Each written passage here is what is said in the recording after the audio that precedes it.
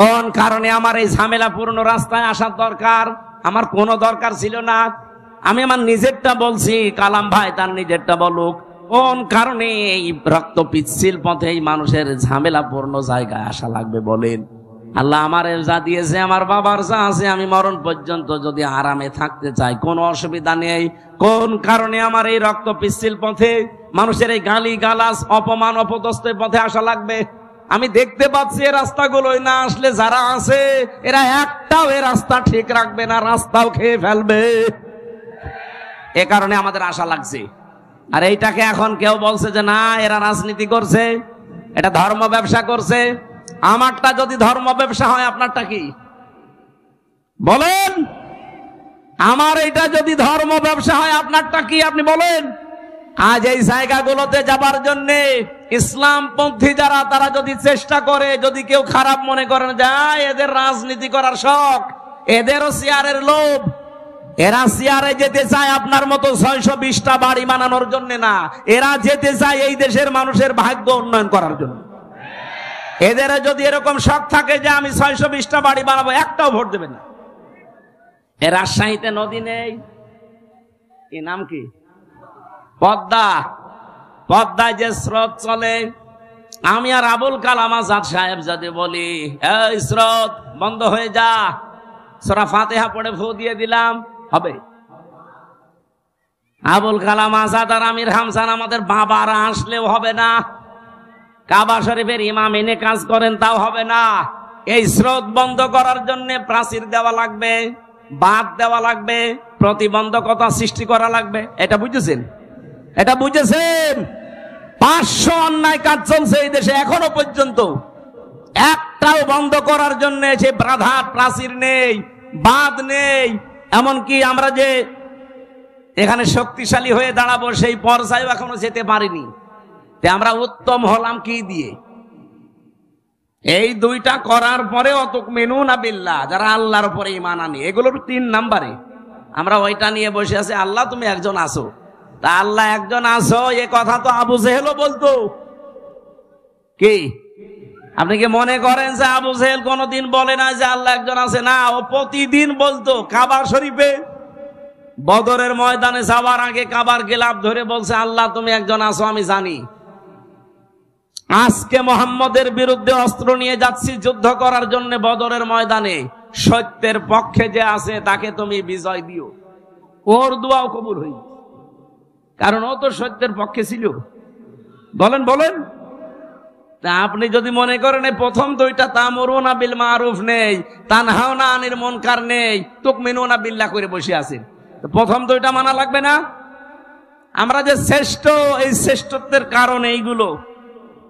আজ এই জায়গাগুলোতে যাবার জন্য ইসলামপন্থী যারা তারা যদি চেষ্টা করে, যদি কেউ খারাপ মনে করেন যায় এদের রাজনীতি করার শখ, এদেরও চেয়ারের লোভ, এরা চেয়ারে যেতে চায় আপনার মতো 620টা বাড়ি বানানোর জন্য না, এরা যেতে চায় এই দেশের মানুষের ভাগ্য উন্নয়ন করার জন্য। এদের যদি এরকম শখ থাকে যে আমি 620টা বাড়ি বানাবো, একটাও ভোট দেবে না।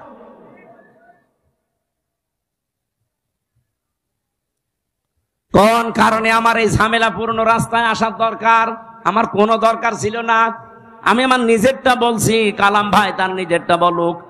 সারা জীবন ছাত্র ছাত্রী পড়িয়েছে, অধ্যাপক ছিল, জীবনের শেষ বয়সে এসেছে পেনশন পাবে, 25, 30, 40, 50 লাখ টাকা পাবে। যা জীবন আর বাকি আছে আরামে খেয়ে চলে যেতে বাধ্য।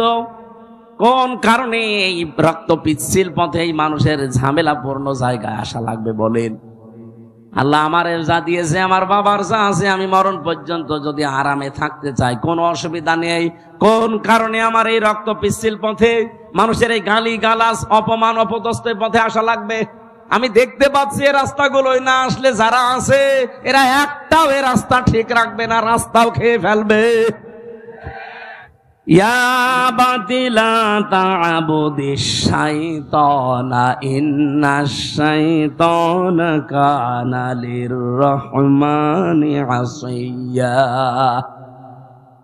তিনি ডাক দিয়ে বলেছিলেন, হে বাবা, ইয়া আবাতি, ইন্নী আখাফু আইয়ামাসসাকা আযাবুম মিনার রহমানি ফাতাকুনা লিশ-শাইতানি ওলিয়্যা ক্বালা আরাগিবুন আনতা আন আলিহাতি ইয়া ইব্রাহিম লা ইল্লাম তানতাহি লা আরজুমান্নাকা ওয়াহজুরনি মালিয়া। বলেন সুবহানাল্লাহ। হযরত ইব্রাহিম এত সুন্দর করে তার বাবাকে বুঝিয়েছিলেন। আজও তামাম বিশ্বের মুশরিকদেরকে নবীর উম্মত যারা আমরা এইভাবে করে বোঝাতে চাচ্ছি। তো মানুষ বোঝা তো দূরের কথা, ওই জামানায় ইব্রাহিম নবীর বাবা যা বলেছিল আজ আমার মনে হচ্ছে বাঙালি জাতি আমাদেরকে তাই বলছে। ওই জামানায় ইব্রাহিম নবীর বাবা বলেছিল ওয়াহজুরনি মালিয়া, তোকে তো আমি নিজে জেলখানায় পাঠিয়ে দেব, অথবা মেরে ফেলবো, অথবা দেশ থেকে তোরে এমন দূরে তাড়িয়ে দেব যেন তোর সাথে দেখা না হয়। এ কথাগুলো আজ আমাদের উপরে চাপিয়ে দিচ্ছে বিভিন্ন কায়দায় আজরের বংশধর দ্বারা তারা। আমার কথার অর্থ আমি আশা করছি আপনি বুঝেছেন। এত লাইন দিয়ে বোঝানো হয় মানুষদেরকে, এত জলিল দিয়ে, যুক্তি দিয়ে, প্রমাণ দিয়ে। মানুষের মনে হয় যদি মাথার ভেতরে একটু হালকা মগজ থাকে, এর দ্বারা কোনোদিন পৃথিবীর কারো আইন মানা সম্ভব না। মূর্তির পূজা করা আর মানুষের পূজা করা, মানুষের আইন মানা একই জিনিস। আজ দুর্গা পূজা করে যারা, দরগা পূজা করে যারা, জিনিস একই। ওরা দুর্গা বানিয়েছে, এরা দরগা বানিয়েছে। হিন্দুরা আজ দুর্গা পূজা চালাচ্ছে আর মুসলমানেরা দরগা পূজা চালাচ্ছে, জিনিস একই। কথা বলছেন? সুতরাং আপনাদেরকে আমরা মুক্ত করতে চাই। আমাদের জাতির পিতা ইব্রাহিম আলাইহিস সালামকে বহু ভয় ওই সময় দেখিয়েছে। জাতির পিতা ইব্রাহিম নবী দেবে না, আগুনে পর্যন্ত শেষ পর্যন্ত ফেলে দিয়ে পরে তিনি বলেছিলেন ক্বালা ইন্নী যাহিবুন ইলা রাব্বি সায়াহদিন রাব্বি হাবলি মিনাস সালিহিন ফাবাশশারনাহু বিগুলামিন হালিম। হযরত ইব্রাহিম ওই দিন জাতির কাছ থেকে, বাবার কাছ থেকে মুখ ফিরিয়ে বললেন, আমি এমন এক আল্লাহর দিকে, রবের দিকে ধাবমান হলাম, এমন দিকে আমার মুখ চেহারা ফিরিয়ে দিলাম। আমি আশা করছি অতি শীঘ্রই তিনি আমাকে পথ দেখাবেন, হেদায়েত দিয়ে দেবেন, পথের সন্ধান দেবেন। জাতির লোককে এত বোঝানোর পরেও যখন আর জাতি আসে না, এই দেশের আলেমরা কিন্তু শেষ পর্যন্ত ইব্রাহিম নবীর মতো এই কথা বলতে আমরা বাধ্য হব। কথা বোঝেন আমার?